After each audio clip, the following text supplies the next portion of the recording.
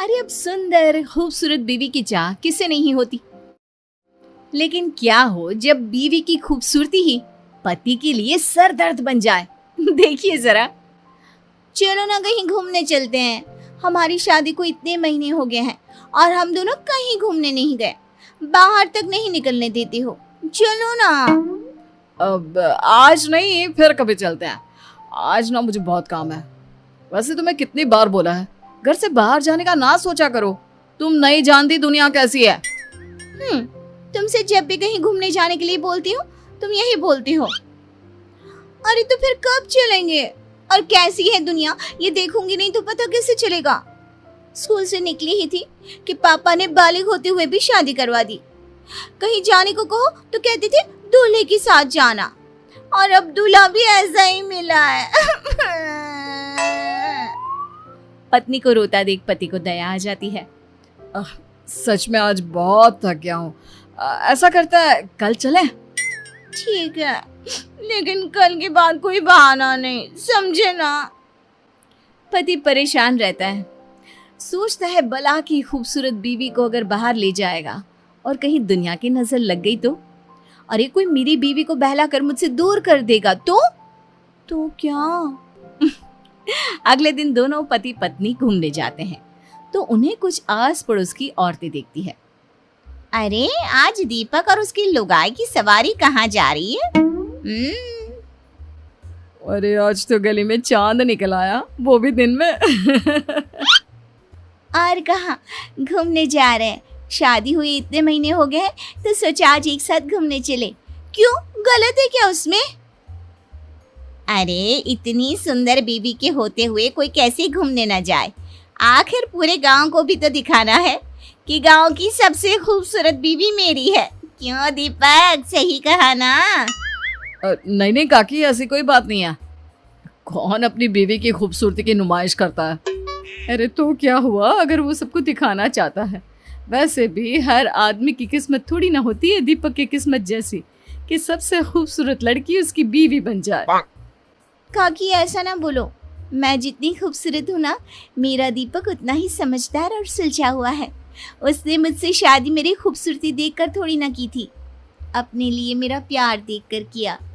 क्यों दीपू, सच कहा ना मैंने?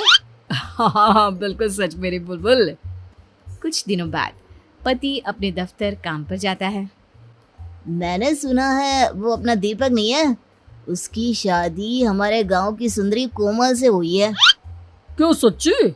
ऐसी बात है तो दीपक की तो लॉटरी लग गई। अरे क्या किस्मत है उस लड़के की, इतनी अच्छी नौकरी और घर में सुंदर सी छोकरी। अरे लड़के की तो लाइफ सेट है। किस्मत चमक गई है दीपक की शादी के बाद से। अरे कैसे ना चमके, सब कोमल की वजह से। नहीं तो तुम्हें लगता उसे कोई पूछता भी होगा? हाँ ये तो सही कहा, जिसकी बीवी कोमल जैसी हो उससे कौन बात नहीं करना चाहेगा। अरे पता नहीं कब हमें बुलाएगा खाने में। दीपक अपने साथ काम करने वालों की बातें दूर से सुन रहा था।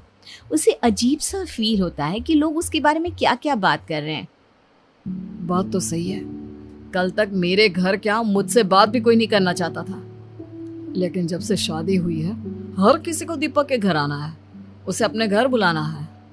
यार मेरी पहचान क्या मेरी बीवी से ही रह जाएगी? शाम को, सुनो ना दीपक, बाजार चलते हैं। वो कुछ ना घर का सामान लाना था। मैं अभी तैयार होकर आती हूँ। क्यों, तैयार ही तो हो। और कितना तैयार होगी? और क्या है जब देखो बाहर भागने की लगी रहती है। क्यों? हाँ मुझे टाइम नहीं है, तुम खुद ही चले जाना। दीपक का रवैया अब तो बीवी के लिए इतना गंदा हो जाता है कि उसकी बीवी परेशान सी रहने लगती है। कुछ दिनों बाद, सुनो दीपक, मेरी माँ बहुत बीमार है। मैं सोच रही थी अगर कल तुम मुझे मेरी माँ के वहाँ छोड़ आती तो। वैसे भी अब मन नहीं लगता मेरा इस घर में। न जाने तुम्हें क्या हो गया है। हाँ बेटा, कल ऐसा कर बहू को उसके मायके छोड़ा। आजकल बहू काफी गुमसुम सी रहने लगी है। बच्ची ही तो है और तू भी तो वक्त नहीं देता। लेकिन माँ मुझे काम है, मुझे दफ्तर भी जाना है। और क्या जरूरत है वहां जाने की?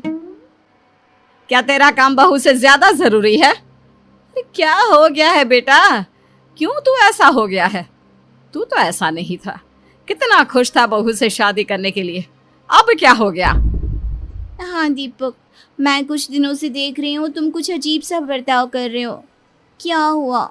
मुझसे कोई गलती हुई है जिसका तुम्हें बुरा लगा है? अरे मुझे क्या हो गया, और मैं कौन सा जरूरी हूँ कि मुझे कुछ हो और उसका किसी पर असर पड़े?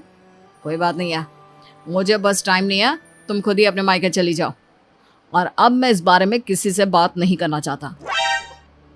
पता नहीं क्या हो गया है इस लड़के को, पहले तो ये ऐसा नहीं करता था। वही तो माँ जी, मुझे भी समझ में नहीं आ रहा कि ये ऐसे क्यों बात कर रहे हैं। पहले तो कभी ये इतनी छोटी छोटी बातों पर गुस्सा नहीं करते थे। अगले दिन बीवी अपने मायके के लिए निकल रही होती है कि वो पति से मिलने उसके दफ्तर जाती है। पता नहीं, शायद ऑफिस में कोई प्रॉब्लम हो। माँ से मिलने तो जा रही हूँ, लेकिन एक बार इन्हें बता देती हूँ। कल से तो बात भी नहीं की है इन्होंने। बीवी जैसे ही ऑफिस में जाती है सभी उसे देखने लगते हैं। तभी वो पति की कैबिन में जाती है, जहाँ अब तुझे क्या हो गया? तू अपनी बीवी से बात क्यों नहीं कर रहा? भला कोई अपनी इतनी सुंदर बीवी से नाराज रह सकता है क्या? वही तो, तू हमें बता, जो भी बात है हम तेरी मदद करेंगे। अरे क्या मदद करोगे, जब परेशानी की जड़ ही मेरी बीवी है। ये सुनकर बीवी के पैर के नीचे से जमीन खिसक जाती है। लेकिन वो कैसे? तेरी बीवी तो सुंदर है और तुझसे बहुत प्यार भी करती है, तो परेशानी कैसी? उसकी खूबसूरती ही तो परेशानी है। मैं जब भी उसके साथ कहीं जाता हूँ ना, तो लोग मुझे ऐसे देखते हैं जैसे पता नहीं क्या देख लिया हो। शुरू शुरू में तो मुझे अच्छा लगता था, लेकिन जब लोगों के मन की बात जानी ना कि असली बात क्या है, तब मुझे बहुत बुरा लगा।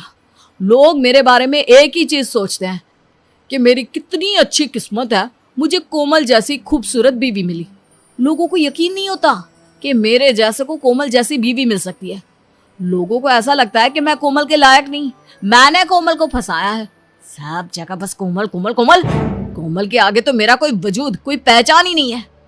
अगर कोमल मेरी बीवी नहीं होती ना, तो आज मेरी जिंदगी ऐसी नहीं होती।